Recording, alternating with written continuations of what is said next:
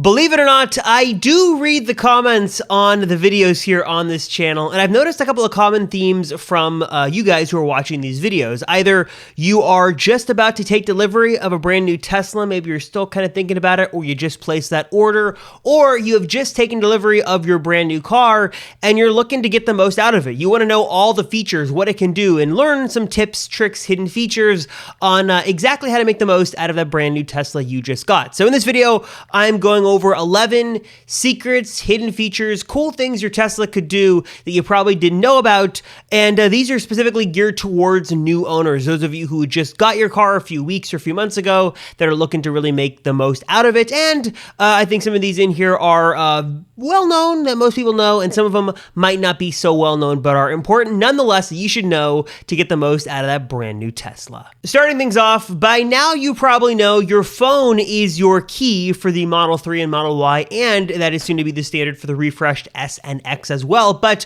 what you might not have known is even though you can use this as your key, there are other options. You probably got the cards that came with the card, like the valet keys. You get a couple of those when you take delivery. But if you're yearning for a physical key, you can't really get a key that goes into an ignition because Teslas don't have that, but you can get a physical key fob if you want to keep one of those on you as well. You can actually buy a physical key fob for the Model 3 and Model Y from Tesla directly.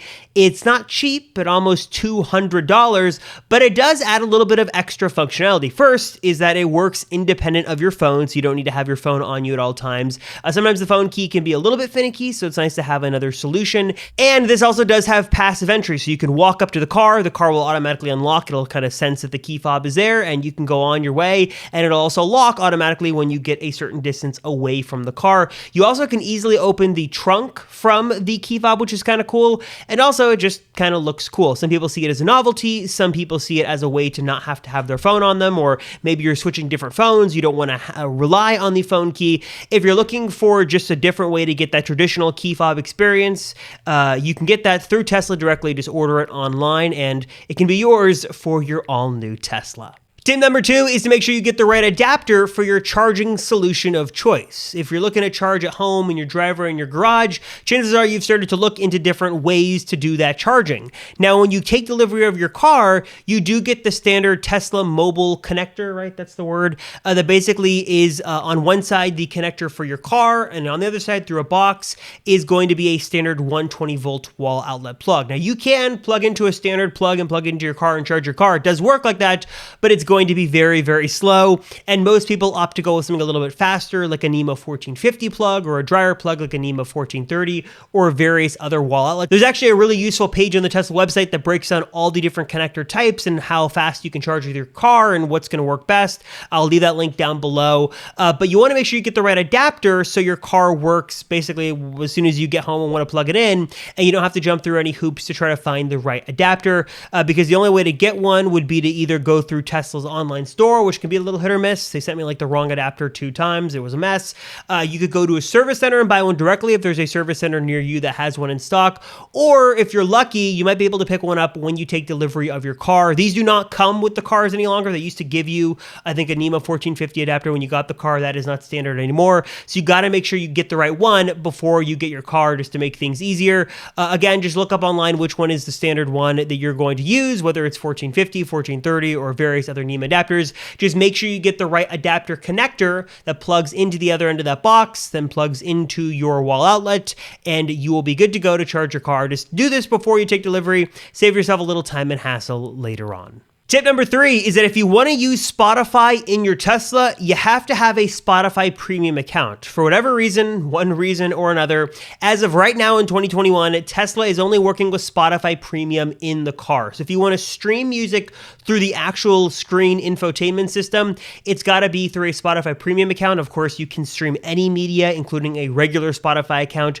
through your phone over Bluetooth. But if you want that nice integration of Spotify, it's going to have to be a Spotify premium account. account, just so you know, and there's no confusion on that down the line. Speaking of media, tip number 4 is that you can play back USB media in your Tesla as well. If you just plug in a USB flash drive or even a solid state drive or SD card with an adapter that has media on it, the car should automatically recognize that, and you can play back media files on your Tesla sound system. It works out really well if you don't want to go through the hassle of Bluetooth streaming, or you don't have a Spotify premium account, or you just kind of want to load your own high quality music files or original media. You can do that super easily just by plugging it into one of the USB ports inside of your Tesla. Tip number 5 is to be aware of a little thing called premium connectivity. Now, this is basically the data plan for your car that allows it to do just about everything. And what I mean by that is it's easier for me to show you what your car can do without premium connectivity than it is for me to show you what your car can do with premium connectivity. Basically, without premium connectivity, you lose just about everything. There's no satellite maps, there's no live traffic visualization, there's no streaming for audio or even video, there's no web browser, there's nothing like that. You have to have that data connection for your car to be able to unlock those features. Now, technically, your car will still have a data connection even if you don't pay for premium connectivity, but you, as the user or the driver in this case, don't get the bonus of being able to use a data connection for stuff you'd want to do. It is quite limited if you don't pay for premium connectivity. It is $10 a month, and you can do it on a per month basis, so you can kind of cancel anytime you want to. And when you buy your car, if you buy a standard range plus for the Model 3, you get 30 days of premium connectivity for free, basically a month free of that data plan. And if you go with a long range or above, so long range or performance, you get 1 year for free, which is a little bit of an added bonus. So just keep that in mind because you don't want to make sure that that lapses, because once it goes off, you kind of lose a lot of built-in functionality inside of your car. Tip number 6 is that you can format your Sentry mode drive inside the car itself. No having to jump into a Windows or Mac machine, no having to jump through hoops on formatting and different format types and stuff like that. You can just plug the drive into the car, head into the Sentry mode settings, and format the drive just like that. It's a couple of taps, it's super easy to do, and you're good to go. So if you want to upgrade the drive to give yourself some more storage capacity, or upgrade to a better drive suited for Sentry mode and continuous recording, you can do that super easily and not have to jump through any hassles or hoops to format that drive and get it ready for your Tesla Dashcam and Sentry mode. And speaking of Sentry mode, tip number 7 is to turn off Sentry mode when you don't need it. You can actually do this manually through the app, or you can do it automatically based on your location in the car. You can head into the settings, and then you can exclude Sentry mode from going on at work, home, or even other favorited locations as well. I think what the equation is that Sentry mode draws about a mile an hour of charge.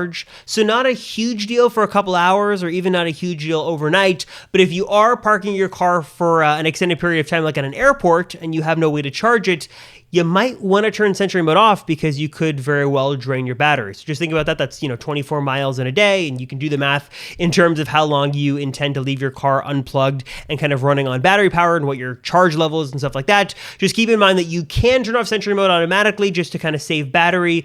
Though if you plug in, you won't have any issues. You can just keep it on and you'll be good to go. Tip number 8 is that it is super easy to view the current pressure of all the tires on your Tesla just by doing a little swipe inside of the main screen. You can easily see the current pressure of your tire. This way, it's easy to figure out if you have an issue with one tire, which one's low, which one's affected by a potential leak or a potential nail in the tire, something like that. It's super easy to troubleshoot. And you can also see what your optimal tire pressure should be by looking at the sticker right inside the door. You're welcome. It's always there if you need it.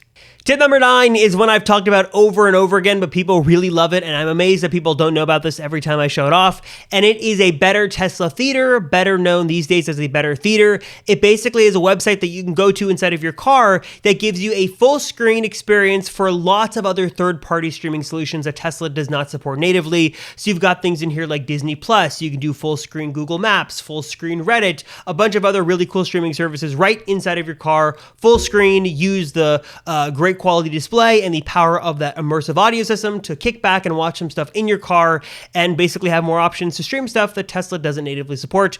It's totally free. All you got to do is head into the browser on your car and go to abettertheater.com. Of course, that'll also be linked right down below. Tip number 10 is to save some money and some hassle on your charging by using third-party services like OptoWatt. There are actually a bunch of other really great third-party apps that give you a lot of extra control and a lot of extra detailed statistics on your car. You can check the App Store for a bunch of those. But one I've particularly been using that I like is called OptoWatt, that basically you plug in what kind of car you have, you plug in your utility company and the rate plan that you have, and it'll automatically do the calculations for you to charge at the best times to save you the most money. I've talked about OptoWatt before. I'm using it now and it's been fantastic, and I just don't have to think about when the best time to charge is, when is on peak, when is off peak. OptoWatt does that all automatically for me. It's 100% free, and I'll link that, of course, down below as well if you want to make your charging life at home just a little bit easier. And tip number 11, last but not least, is to get Homelink if you want to have automatic garage door controls instead of your Model 3 or Model Y.